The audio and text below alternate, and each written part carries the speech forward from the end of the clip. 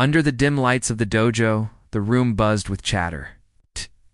Students in crisp uniforms stretched, warming up, their belts tied neatly around their waists. Among them was Marcus, a tall, muscular black belt with a reputation for arrogance. He thrived on showing off, especially in front of new students. That night, however, his attention drifted toward a man quietly mopping the floor near the back wall. James the janitor worked with slow, deliberate movements. He was older, his uniform faded, his presence often ignored. Most people never gave him a second glance. To Marcus, though, James was the perfect target for mockery. With a smirk, Marcus called out, "Hey, old man, you ever get tired of cleaning up after us? Why don't you put that mop down and show us what you've got?" "Spar for fun." The dojo went quiet. Some students chuckled nervously, others looked away, embarrassed by Marcus's arrogance. James paused, leaning on his mop. His calm eyes met Marcus's with a gaze that was neither hostile nor submissive, just steady, almost knowing. "You sure you want that?" James asked softly, his voice carrying across the room. Marcus laughed, puffing out his chest. "Don't worry, I'll go easy on you." The instructor frowned, ready to intervene, but James surprised everyone. He placed the mop aside, untied his janitor's jacket, and stepped onto the mat. His movements were slow but deliberate, as though he'd done this many times before. The room stirred with curiosity. Was this really happening? Marcus squared off, confident, bouncing on his feet. "Damn." James simply stood, relaxed, his hands low, his breathing steady. The students could feel the tension. Something about James's stance was different, almost professional. "Ready?" Marcus barked. James gave a small nod. Marcus charged first, throwing a quick jab meant to intimidate. But before anyone could blink, James's body shifted fluidly, sidestep, pivot, and in one smooth motion. Marcus's arm was caught, redirected, and he was gently but firmly guided to the floor. The dojo gasped. Marcus scrambled up, his pride stung. "Lucky move," he growled. He attacked again, faster this time, a flurry of punches. But James's movements were effortless. He wasn't fighting, he was flowing, redirecting energy, moving with precision that spoke of decades of training. In less than a minute, Marcus found himself flat on his back again, staring at the ceiling. The room was dead silent. James stepped back, offering his hand. "You asked for fun?" That was me holding back. The whispers began. Students exchanged wide-eyed glances. The janitor, new martial arts, not just a little, he moved like a master. The instructor's eyes narrowed with recognition. He had seen that style before, long ago. But why would a man of that caliber be working as a janitor? Marcus, red-faced and humiliated, refused James's hand. "You tricked us. Who are you really?" James didn't answer right away. Instead, he picked up his mop and returned to his work, as if nothing had happened. But his silence carried more weight than any boast could. And for the first time, Marcus realized he might have challenged the wrong man. The dojo was buzzing after what had just happened. Students whispered in corners. Replaying the moment when Marcus, the undefeated black belt, had been humbled by the janitor, everyone ignored.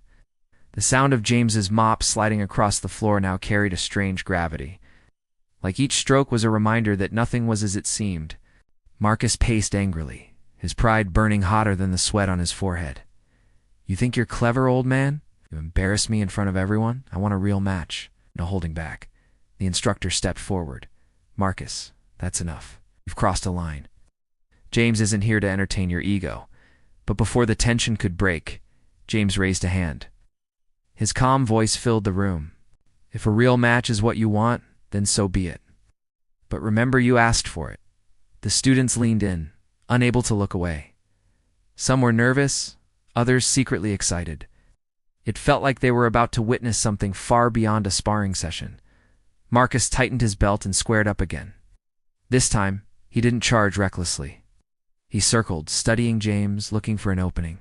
His eyes burned with a mix of anger and desperation. He couldn't afford to lose twice. James stood rooted, relaxed, as if the mat itself was an extension of his body. He didn't chase, didn't strike first. His stillness was unnerving, like a predator waiting for the perfect moment. Marcus lunged, feinting low before spinning into a high kick. The move was fast, sharp, and perfectly executed. Any normal opponent would have been caught off guard, but James tilted his head just enough, the kick slicing the air by inches. And then, with the grace of someone who had trained for decades, James countered. A subtle sweep, a twist of Marcus's memento mand. Once again, Marcus found himself slammed into the mat, gasping for breath. The dojo erupted with shock. Some students clapped their hands over their mouths. A few couldn't help but cheer. "Unbelievable," one whispered. "The janitor's moving like a grandmaster." Marcus staggered up, frustration boiling over. His arrogance had cracked, revealing fear underneath. How? How do you know this? Who taught you?" James simply looked at him, his expression calm but heavy with memory. "I learned the hard way, on the streets in places you wouldn't last a day, and later. In tournaments you've probably only read about." The instructor's eyes widened, recognition dawning. "Wait, James Carter? The same James Carter who won the Panacea Championship back in the 80s. The one who disappeared from the circuit." Gasps rippled through the room. Students turned, jaws dropping, eyes widening. James didn't confirm it, but his silence said everything. He picked up the mop again and quietly resumed his work. Marcus's face burned. His reputation as the dojo's star student had just been shattered, not by another black belt, but by the man he mocked every night. He couldn't accept it. He wouldn't accept it. "This isn't over," Marcus hissed under his breath, clenching his fists. For the first time, the students didn't look at Marcus with admiration. They looked at James with respect. But the question hanging in the air was bigger than any spar. Why had a man with such skill, a man who had once been a legend, chosen the quiet, invisible life of a janitor? The answer was coming, but not in the way anyone expected. That night, after the students had gone home, the dojo sat quiet. The only sound was the faint hum of the vending machine in the corner and the rhythmic swish of James's mop. The floor gleamed, but his mind was far away, drifting back to a time he had buried deep. James Carter had once stood on world stages, medals around his neck, crowds chanting his name. He was young, fierce, unstoppable. But the glory came with Shadow's corrupt sponsors, brutal injuries, and opponents who didn't always leave the mat standing. The pressure ate at him until one night during a high-stakes match overseas. He struck an opponent so hard the man never fought again.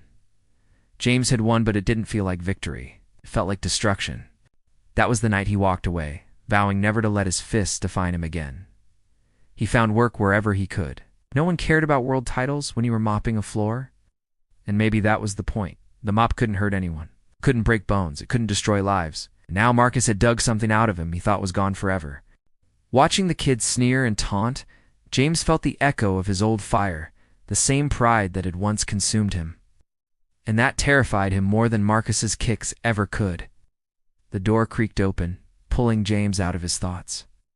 It was Marcus, still in his GI, his face pale with a mixture of anger and shame. "You humiliated me," Marcus said, his voice trembling. "Everyone used to look up to me. Now they just whisper about you."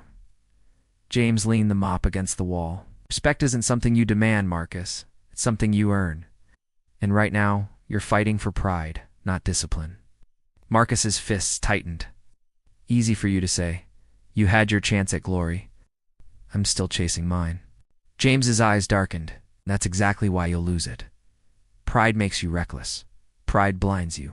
Now that's what almost destroyed me." Marcus stepped closer, his voice low and dangerous. "I don't care about your past. Tomorrow, I'm challenging you again, in front of everyone. If I win, you walk away from this dojo forever. If you win, well, that won't happen." Before James could reply, Marcus stormed out, slamming the door behind him. For a long moment, James stood in silence, staring at the mat. He hadn't wanted this. He hadn't wanted to be anyone's teacher or rival, but something inside him knew he couldn't back down. Not for himself, but for the students who were watching, and for Marcus, who needed a lesson far greater than any belt could teach. The next evening, the dojo was packed. Word had spread fast. Students who normally skipped class showed up, their eyes wide with anticipation. Even parents stood in the back, sensing something bigger than a SPAR was about to unfold. Marcus walked in first, chest out, confidence forced onto his face like a mask. Behind him trailed his little crew of admirers, though even they looked uneasy. And then James entered. No GI, no belt, no fanfares, just a plain shirt and worn-out sneakers. Yet when he stepped onto the mat, the room fell silent. He carried no arrogance, but the air seemed to bend around him, heavy with the kind of authority no title could buy. The match was set.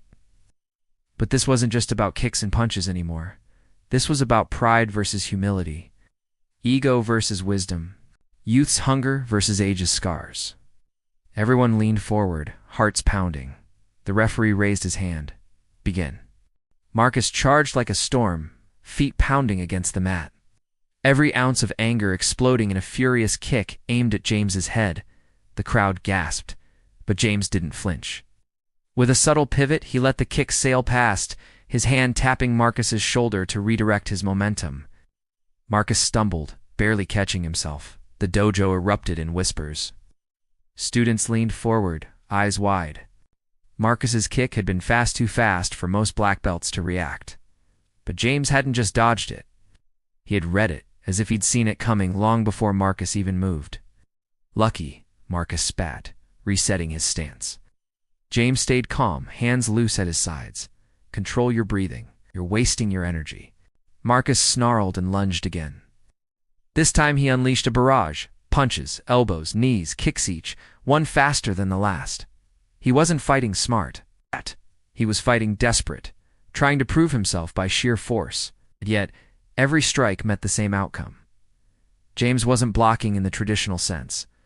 He wasn't even fighting back. He was simply moving. A turn of the wrist here, a shift of his weight there, a sidestep so small it was almost invisible. Marcus's attacks cut through the air, but never found their mark. To the students, it looked like magic. To Marcus, it felt like drowning. Finally, breathless and sweating, Marcus let out a roar and launched a spinning back kick, the kind meant to finish fights. But before his foot even landed, James stepped inside, catching Marcus's balance with the lightest touch of his shoulder. The young black belt spun out, crashing to the mat with a thud. Silence. Marcus lay there, gasping, humiliation burning hotter than his aching body. James didn't gloat. He didn't celebrate. He simply looked down at the boy, his voice calm but firm. You think fighting is about strength? It isn't. It's about understanding, about patience, about respect. You haven't learned that yet. Marcus's jaw tightened, but his eyes flickered with something new. Fear, maybe, or doubt. The students around him were no longer cheering for their star pupil. They were staring at James, some with awe, others with confusion. And then came the twist. One of the older parents stepped forward from the crowd, eyes locked on James. I know you, he said softly, his voice trembling. James Carter, world champion. I saw you fight in Tokyo. You disappeared after the dojo erupted in gasps. Whispers shot across the room. World champion? No way. That's him? The James Carter, Marcus's face drained of color. He had thought he was fighting a janitor. Instead, he'd been standing across from a living legend. James's shoulders stiffened. He hadn't wanted his past dragged into this place, into these lives. He'd buried that world long ago, but now it was out. The truth stood naked in the open. He turned to the crowd, his voice steady. Yes, that was me. I see. But titles don't make you wise. Mistakes do. I've made more than my share. If there's one thing I've learned, it's this. He looked directly at Marcus. Pride is the fastest path to defeat. The room was silent, hanging on every word. Marcus's fists unclenched, his arrogance cracked open, placed by something raw shame, but also respect he had never known how to give. Marcus sat on the mat, his chest heaving, his mind racing. Every pair of eyes in the dojo was locked on him, waiting to see what he would do. His pride screamed at him to stand, to fight again, to prove himself. But another voice, a quieter, heavier one, whispered in his ear. You've already lost, not to his fists, but to your own arrogance. James didn't press him. He stood quietly, his presence calm, unshaken, almost fatherly. That calmness was worse than any punch. It made Marcus feel small. Finally, Marcus pushed himself to his knees, sweat dripping from his brow. You set me up, he muttered, his voice raw. You knew who you were. You let me embarrass myself. James shook his head slowly. No, I didn't embarrass you. You did that to yourself. I only showed you the truth. The words hit Marcus harder than any strike. For the first time in his life, he had no comeback. The dojo, the students, even the parents, everyone was silent, watching this boy who had been their champion crumble under the weight of his own ego. Then something broke inside Marcus. His eyes burned with tears he couldn't control. He bowed his head low, his forehead almost touching the mat. His voice cracked as he whispered, "I'm sorry." The students gasped. Marcus, the cocky black belt, who never admitted weakness, was apologizing, begging for forgiveness. James stepped forward, placing a hand on the boy's shoulder. His voice was softer now, carrying the weight of both kindness and authority. "This is the beginning of real strength. It's not what you did before, not the show. Humility is what makes a warrior. Remember that." The tension in the room eased. The students, once buzzing with whispers, now nodded quietly, their respect shifting from Marcus to James. Even Marcus's father, who had been watching from the back with arms crossed, stepped forward, his pride swallowed. "Thank you," he said to James, his voice heavy with sincerity. But James only shook his head. "Don't thank me. Just guide your son. Don't let him walk the same path I once did." The revelation hit Marcus again. James wasn't just teaching him, he was warning him. Whatever had driven James to hide his past, whatever mistakes he carried, were carved deep into his soul. And in that moment, Marcus understood. The SPAR wasn't about winning or losing, it was about transformation. It's about breaking down arrogance and replacing it with honor. The class ended in silence, the students dispersing with wide eyes and hushed voices. Marcus remained on the mat, staring at James like a boy who had just met his first true teacher. As the dojo lights dimmed, James picked up his mop again, his body hunched, his uniform plain, his role unchanged. To anyone walking in, he looked like just another janitor. But to those who had witnessed what happened, he was something more, warrior hidden in plain sight. A reminder that greatness doesn't need a stage, it needs humility. And for Marcus, that day would never be forgotten. It was the day he lost a fight, but finally learned how to become a fighter.